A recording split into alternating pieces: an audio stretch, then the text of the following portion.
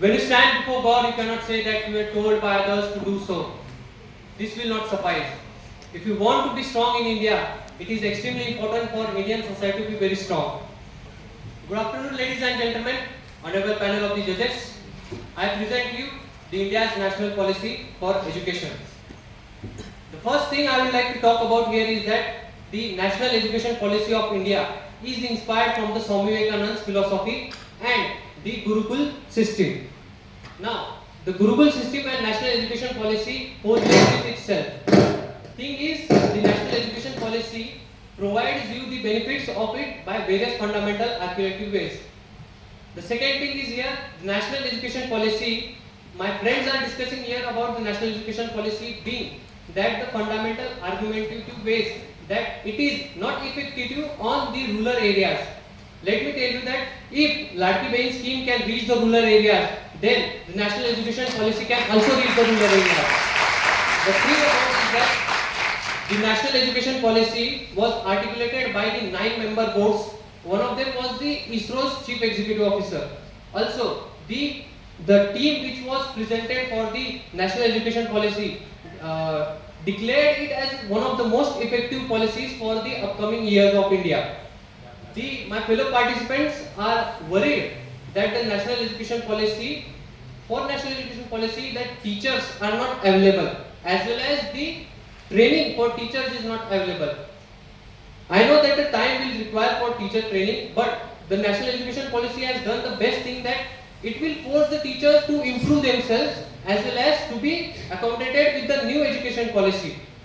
Again, the Marcus Aurelius said that the war is won when the nation wants. Again, one of the most important thing for a nation is its education. Furthermore, the national education policy completely changes the dynamic of our education system, and with it, it changes the root learning to critical and analytical learning. If you see today's India, the dropouts are in a high rate. The reason is that students are unable to cope up with the pressure in the today's education system. For that, the national education policy focuses on reducing the pressure on the students. The people's mindset is that ICSE is better than CBSE and CBSE is better than SSC.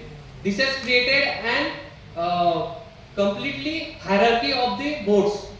If the national education policy is implemented, the national education policy will centralize all the boards and create a central board which is under the central government's rule.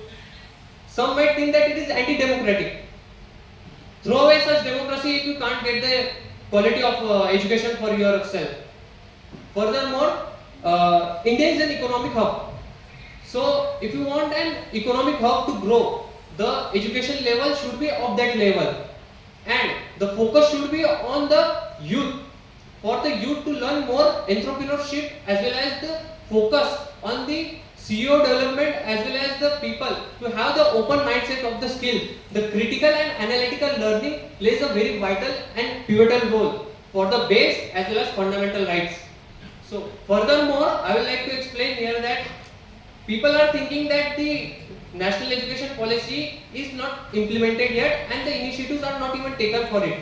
The Indian government has started the initiatives which are Vipul Bharat, again the Safal, then Leader and Vidya Pravesh. Again, the last one which is very crucial, the credit-based academic bank system, which will provide each student a credit according to their base score during the campus as well as the education system.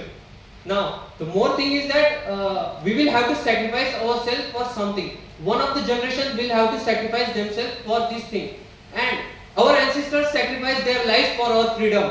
Now it's our time to sacrifice ourselves for something to give the India as a national superpower as well as to grow globally on a national level as well as international level.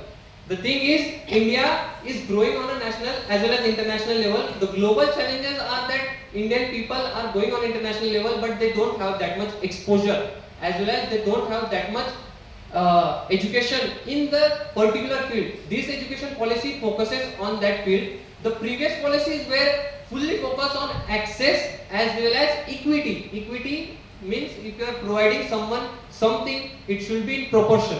Now the education policy focuses only solely on the quality. I command the student and the people of India to stand together and be proud that India will grow together, as well as India, there will be a time when India will be called as the golden blood of the world.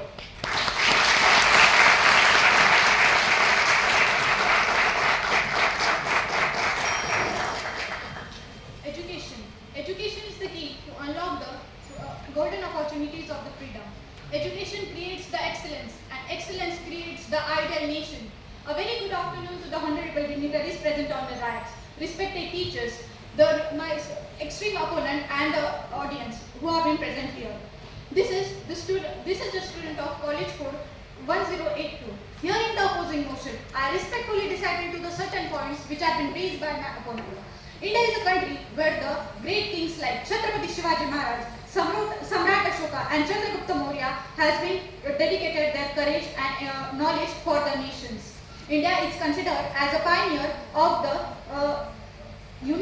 residential university system, where the Nalanda University is one of the most well-known university in the world.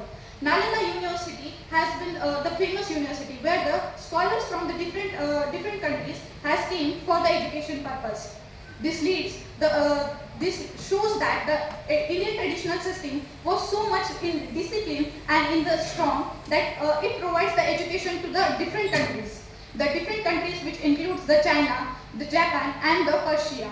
The national education policy. National education policy is the NEP, that is the National Education Policy. It is a reform which aims to promote the modern education. The modern education, the promotion of the modern education. The National Education Policy is being reflection from the Western countries. My extreme opponent, the bringing of the policy is not a great deal, but implementation of that policy will lead to the great changes. The National Education Policy was been implemented in 2020, but 30 to 50% of the people in India are unknown about the National Education Policy. What actually the NEP is, they don't know how to implement that. And the awareness of the National Education Policy is very much limited in the India. The awareness should be spread all over the India in the uniform manner. This will work upon.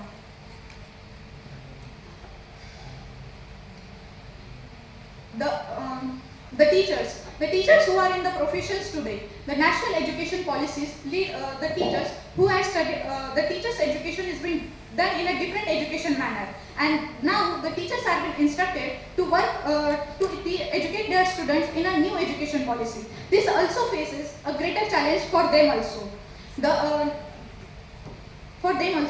The highlighting the points about the giving the policies. The government provides the policies to the nation, but the implementation of the policy is done or not, it should be audited. The inspection of the policies should be done.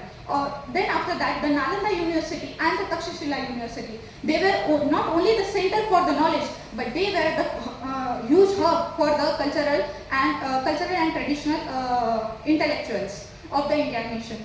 The future generation, after adoption of the foreign policies like NEP, the future generation of the India will not be able to recognize what are the Indian traditions. The NEP promotes the centralized structure, which was not in the counseling with the state government.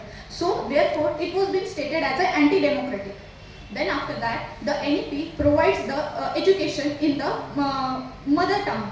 This leads to the influence in the regional differences. Means, taking the example, if the student is belonging from the Karnataka district and if he is migrated to the Maharashtra district, then it will need a greater time to adapt that particular language of that state. This lead to the impact on the movement of the marginalization of the peoples across the state.